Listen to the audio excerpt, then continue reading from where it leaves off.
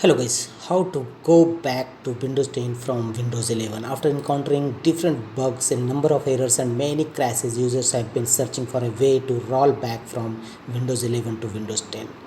You only have 10 days to go back to Windows 10, but there is a way to extend that period up to 60 days.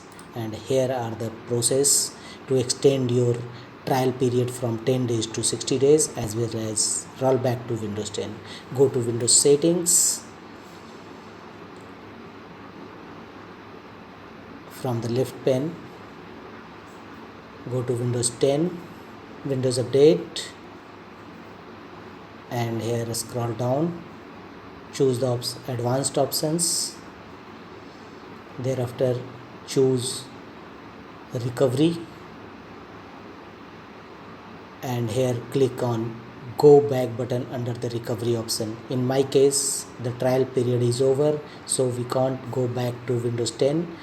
If in your case trial period is still, then you can extend your trial period by following method. Go to type cmd and open command prompt windows as administrator mode, choose yes, and here execute the command dism command as you see on screen.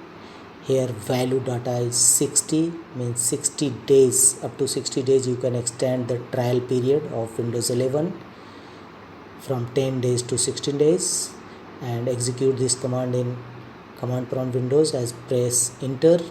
After execution of this command, one more command you will have to execute: uninstall Windows, and the trial period should now be extended to 10 days, from 10 days to 60 days.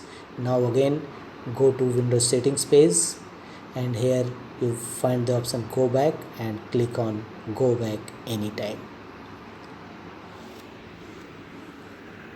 That's all.